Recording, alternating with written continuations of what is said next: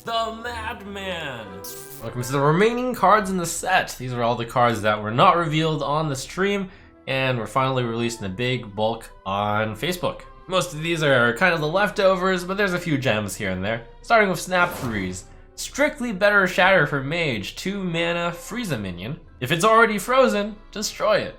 So unlike Shatter, it's not completely dead when you draw it. Really good card if there is more freeze support. That's about all I can say about it. Currently there is not enough freeze support to make Snap Freeze good. Witchwood Imp for Warlock, 1 mana, 1/1 stealth. Death Rattle, give a random friendly minion +2 health. And it's similar to Blood Imp. Witchwood Imp can actually get in there and fight, and gives an immediate +2 health, well, the turn that it attacks, so that could be useful in giving one of your key minions +2 health, such as Despicable Dreadlord. Zoo does need a lot of 1-drops, and this is going to be a serious consideration. Imagine putting this on something like Knife Juggler or Direwolf Alpha, making it that much harder to remove. And the 1 damage gives it a edge up on the Blood Imp. It's got stealth, so it gets to choose where to attack as well. Get that extra 1 damage when you need it. Dark Possession! It's another one of those 1 mana discover a card type cards. Currently, only 2 real demons are run. There's Voidlord and there's Doomguard. But that said, those aren't the only good demons, it's just that you have to run only those cards in your deck because well, those are the only demons you want to pull with Lackey. Since you'll sometimes have the Skull of the Minari equipped, you can discover big demons, like Illidan, and get the value the turn that it's put into play. You can kill off your own possessed lackey with the Dark Possession. You can save your Dark Pact for something else. And you can hit yourself with the damage, which might enable some of your self-damage cards. Another option is you play your Voodoo Doll. You play Dark Possession on your Voodoo Doll. It's very flavorful. But again, I'm not even entirely sure you can put in Voodoo Doll into your Q-Block deck. Curse of Weakness. This is a really interesting effect. 2 mana, Echo, give all enemy minions -2 attack until your next turn. So very different effect from most of these -2 attack cards. There's a card called Fog in Magic the Gathering, which prevented all combat damage for a round, and this is a lot like that. Fog only cost 1 mana somehow, and Warlock really likes Frost Nova type effects because they have huge AoE. Hellfire, Defile, and Lord Godfrey. Yet again, Cube Warlock has the tough problem of just what are they going to cut for this card? Man, so many good cards. What do you put in? Ratcatcher, 3 mana 2/2 rush, Battlecry, destroy a friendly minion and gain its attack and health. I have to admit I'm not entirely sure about what a Ratcatcher has to do with this effect, but it seems like the point of this card is probably to destroy one of your friendly minions, which has Death Rattle, and add it to the Ratcatcher's stats, and then just immediately rush something down with it. Another way to activate your lackeys, and a really effective way of activating your cube, since the cube actually has some pretty decent stats. You're getting a 6/8 rusher for 3 mana. I think of all of the Warlock options to fit into your already great cube block deck, Ratcatcher seems like one of the ones that is just so good in combination with cube that it's certainly going to be tried out at least. Now here's the really sick thing, by the way. You know how Countess Ashmore gets you lifesteal, and that was a clear cut for getting you the Lesser Amethyst Spellstone? And how it got you Death Rattle, and that's really good for Possessed Lackey or Voidlord, and how it would be like a little bit of a struggle to possibly find a rush card in, maybe you put in Swift Messenger. Rush! The one big downside is you can't run Prince Talaran with Ratcatcher, but maybe the card is good enough that you replace Prince Talaran with Ratcatcher. Feeder Circle, 4 mana, 7/4/1/1 imps. It's kind of like Forbidden Ritual, except you can only cast it on 4. But at least you get imps, which are probably demons.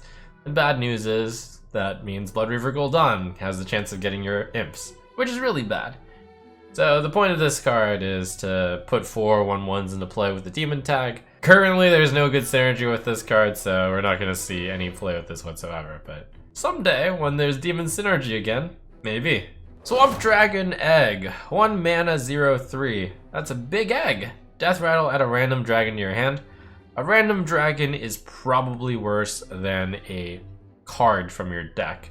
And Runic Egg, 1 mana 0/2, didn't see play. This egg does have 1 more health, so it's around and bigger for you to buff, but I'm not seeing it. I don't think the time is right. To 1 mana pack filler, 1 mana 2/1, Swamp Leech, Lifesteal.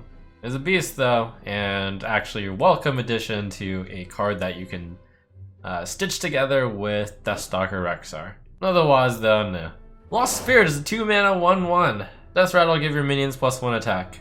No wonder it's lost, probably because no one ever bothered to put it in their deck. Sandbinder, 4 mana 2/4, Battlecry, draw an elemental from your deck. My initial instinct on this is that Gnomish Inventor is very comparable to it. You draw a card, or you draw an elemental. If you just played in an elemental deck, then why play Sandbinder over Gnomish Inventor? Well, elementals could be thought of as the better half of your deck. That's why you play elementals in your deck. But maybe where Sandbinder really shines is for the tutor effect. Tutor, term from Magic the Gathering, where you're searching for a specific card in your deck. Maybe you're trying to find the Lyra along with the Radiant Elemental. Or maybe you're trying to find the Leyline Manipulator. A pretty interesting effect. You can see it pop up in some decks with a very specific plan that they need their elemental for. Life Drinker, 4 mana 3/3. Battlecry, deal 3 damage to the enemy hero, restore 3 health to your hero. This is an interesting effect that could actually be the finisher with the Shudderwalk and with Grumble, and use the Life Drinker to continuously get the 1 mana, deal 3 damage to the enemy hero, restore 3 health to your hero combination. Might be decent for an aggro deck also. Deals damage past the taunts, and sometimes aggro decks actually fight a health game as well, and then they have a close race, so the 3 damage to the enemy hero and the 3 health to you might actually matter. This card is really efficient if you want the damage to land on the enemy hero.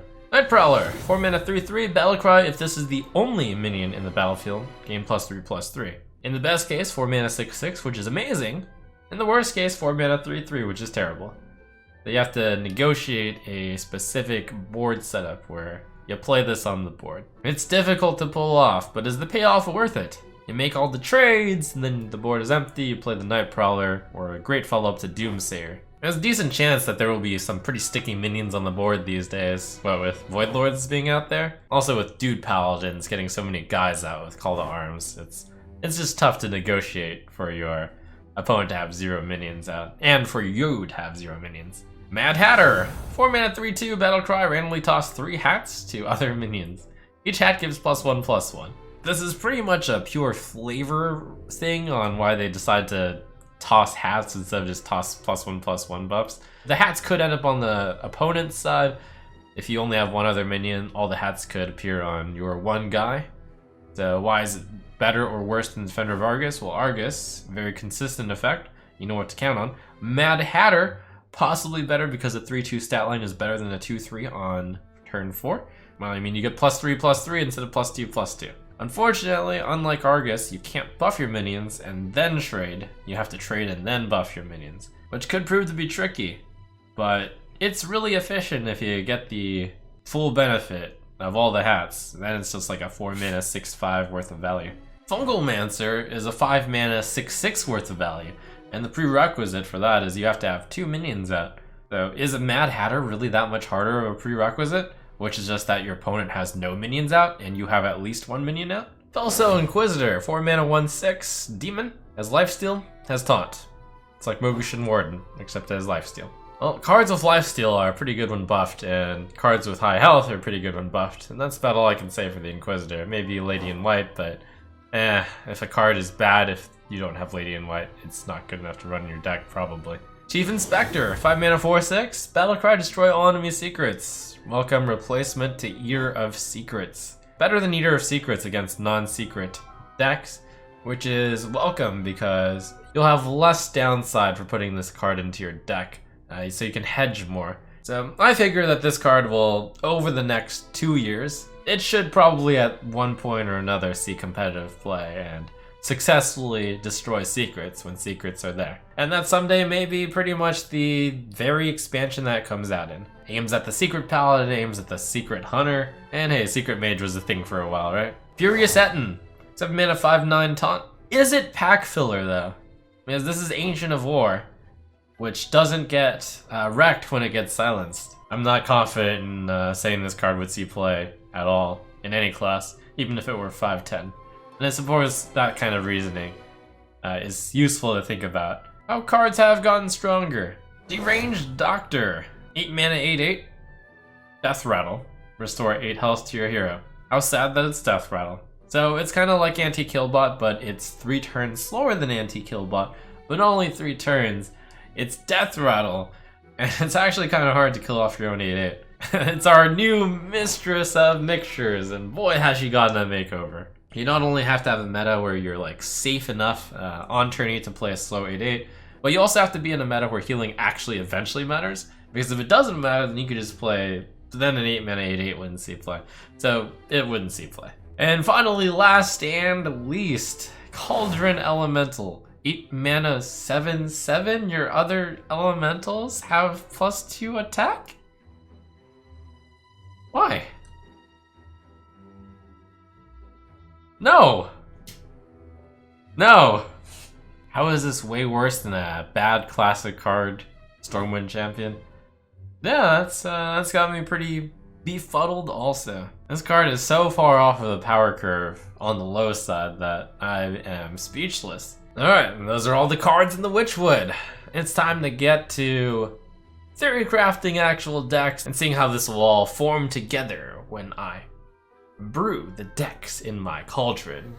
Sorry, Cauldron Elemental, you're not invited.